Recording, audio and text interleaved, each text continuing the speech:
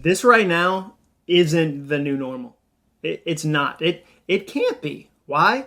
Because not being able to buy a bike isn't normal. Kayaks being worth their weight in gold because the supply chain of kayaks is all busted up, that's not normal.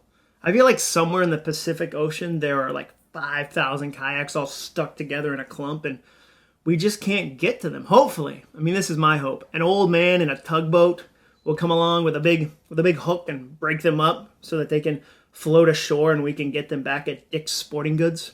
Get going, you crazy kayaks. That's what he'll say. And then he'll smoke a pipe, he whittled, and look out wistfully over the sea and just think to himself, yes, it's a lonely life. And there's not a woman I know who can put up being married to a kayak captain. But it's in my blood, and it's the only work I've ever loved. Is it weird that I think that's how supply chains work? They involve old men in boats with hooks. Probably. I'm probably off on that a little bit, but this is not the new normal. If anything, this is the super weird. That's what I'm going to start calling it. What is this season? This is the super weird. Bum, bum, bum. I'll get t-shirts, super weird. Because it is. It is. But one thing that I think will be normal going forward, today, tomorrow, a year from now, are video calls, especially Zoom. Zoom is here to stay. It is. We're going to be doing Zoom calls for the rest of our lives. Knowing that, I think it's really important that we all stop doing the 10 worst Zoom habits.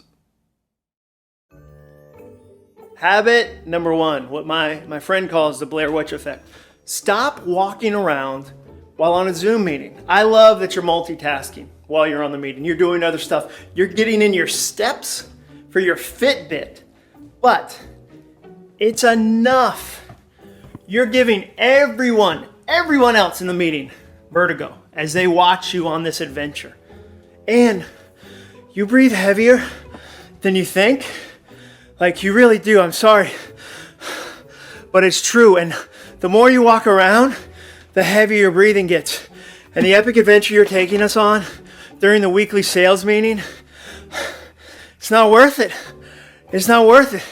Sit down or stand up if you have one of those desks that rises from the ashes like the phoenix. It's okay for you to sit down or stand up. We're okay with that. We are. Whew.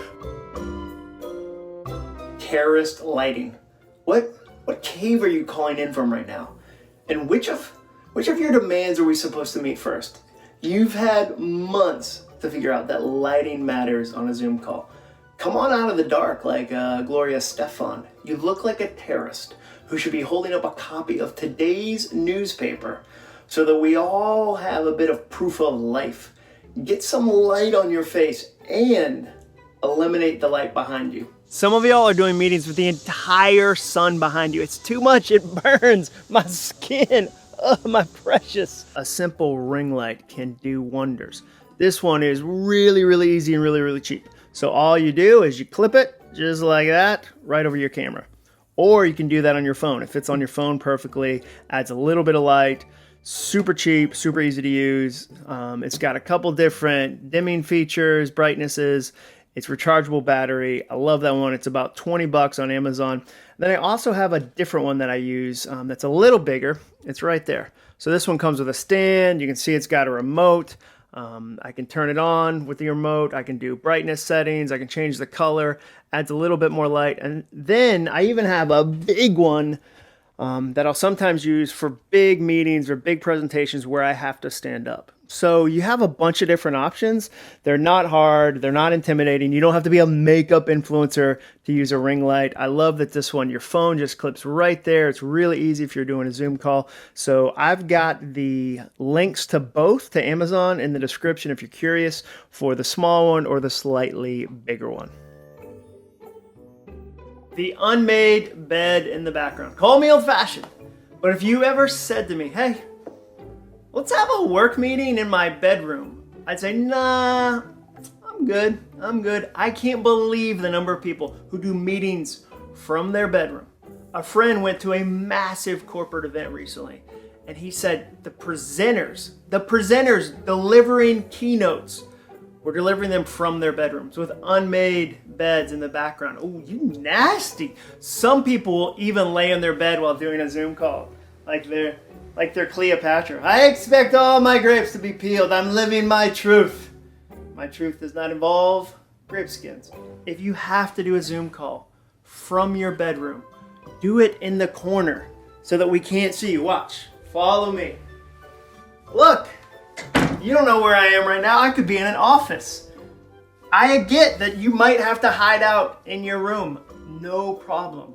But do it in the corner. It looks like an office all of a sudden. I'll let you argue with a lot of these points in the comments, but this one I'm firm on. Never, never, never, never do a Zoom call in your bedroom.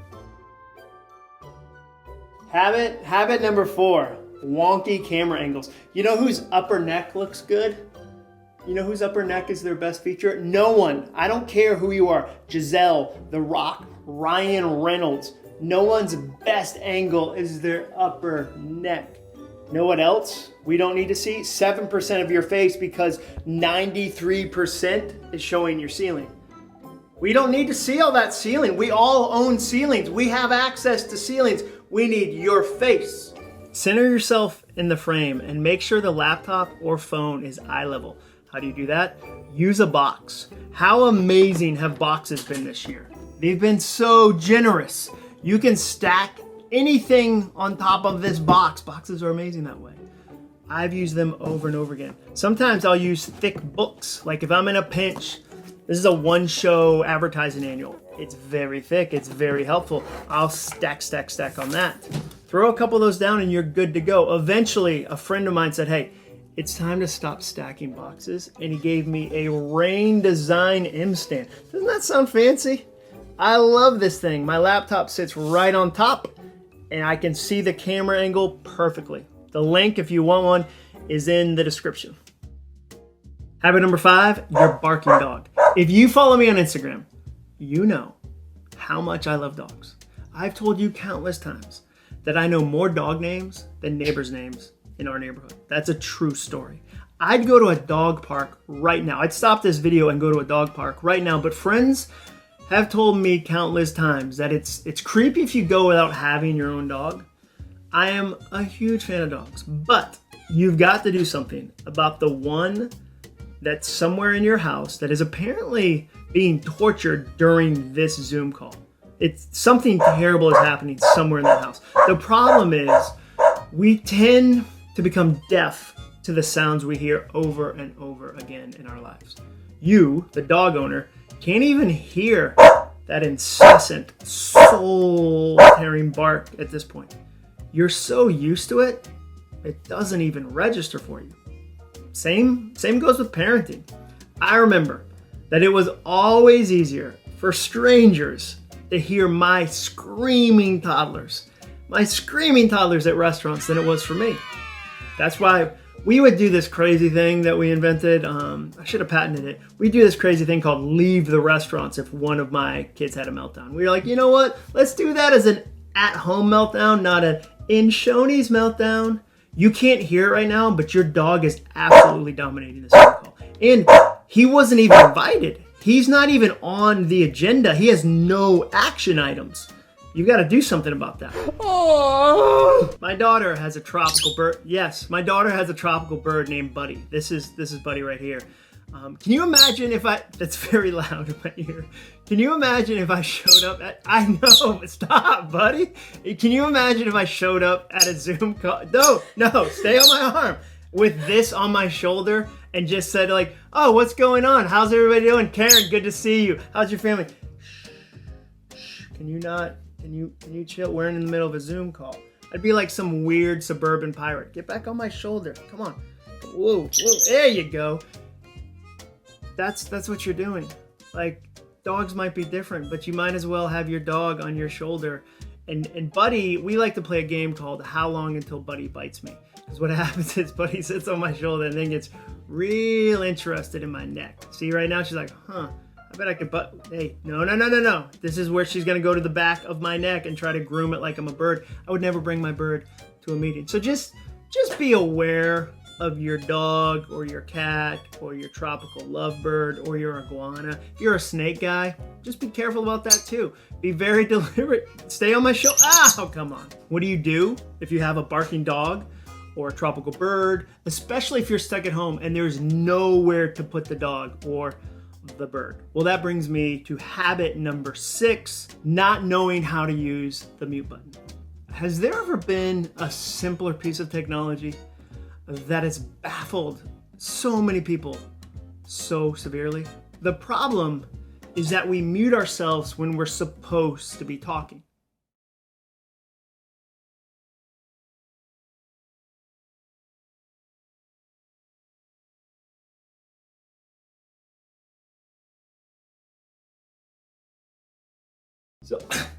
Sorry, I was on mute.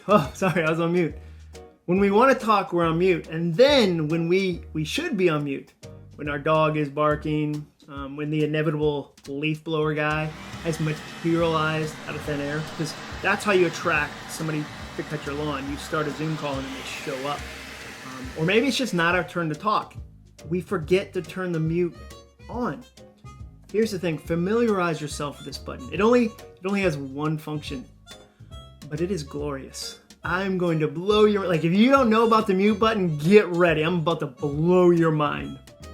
Habit number 7, eating and drinking while on Zoom. Did you realize how many people in your life were smackers before Zoom? Did you have any idea how loud slurping, coffee, or seltzer really was before Zoom? Oh my gosh, yeah. So glad we got this Zoom call. Oh, it's gonna be fantastic. You didn't know that. You didn't know any of that before Zoom, because the weird thing is, when you had a real room with a real meeting at a real table, you could eat a bagel. Half the meetings I went to in corporate America were catered. They were, but here's the difference. These are Frito scoops, by the way. Love a scoop. None of us, when we're in real meetings, were wearing a mic. We didn't have microphones that were amplifying every time we chewed or gulped or snacked.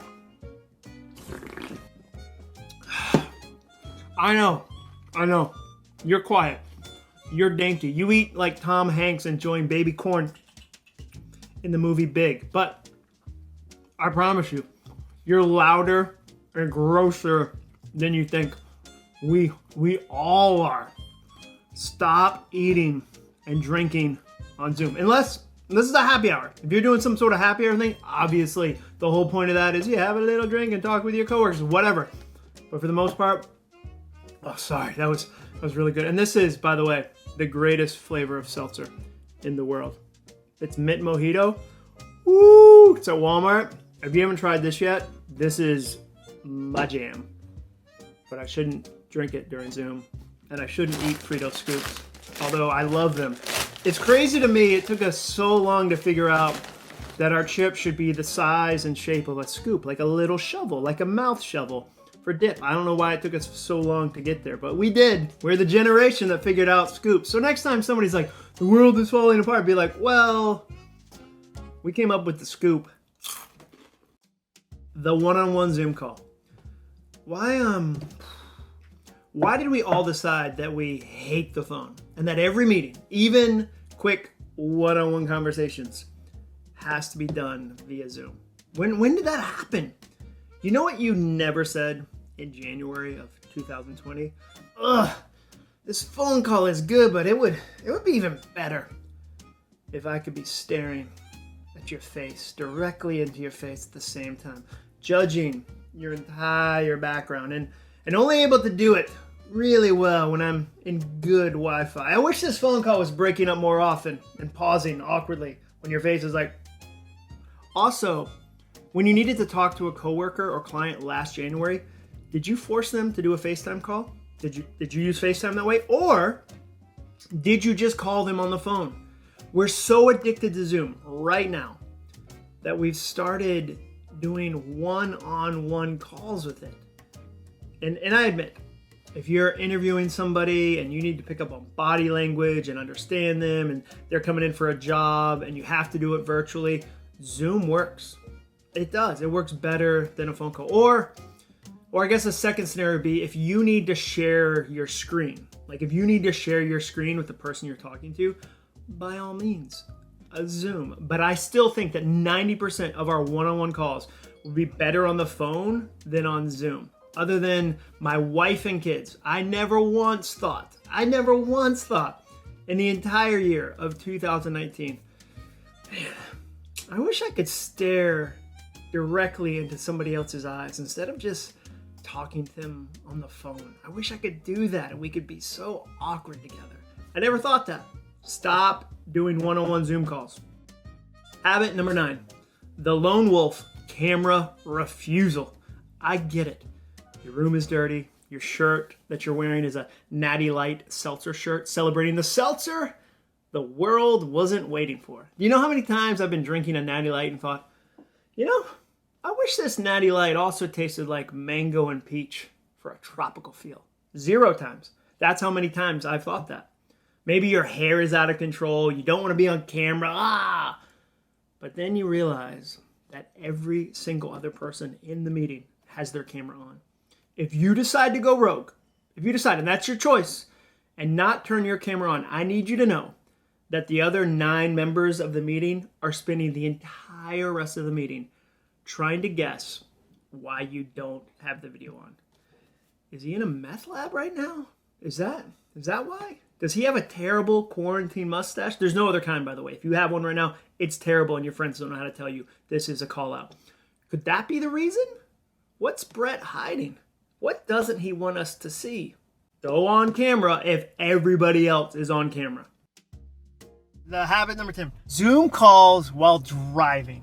How in the world is texting while driving illegal, but people are still doing Zoom calls while rolling down the highway at 70 miles per hour? Unless you're a doctor and you're guiding your team through a difficult emergency surgery. There's a procedure. There's been a nun who works with orphans who's been hurt, and you have to get to the hospital and you have to Zoom at the same time. I can't imagine. It's hard for me to imagine you ever needing to Zoom while driving. I don't know how to break this to you, but you're not that important. The Zoom meeting is not that important. I promise. Those are what I think are the 10 worst Zoom habits, but I'm sure I missed a few. Maybe you disagree with a few. That's fine. What's your pet peeve? Please let me know in the comments below. What is your Zoom pet peeve? Thank you for watching this. Hit that bell, smash that subscribe button. That's what the kids are saying, and I want to seem young despite my gray hair. And thank you for liking this video. I'll keep making these if you keep watching them.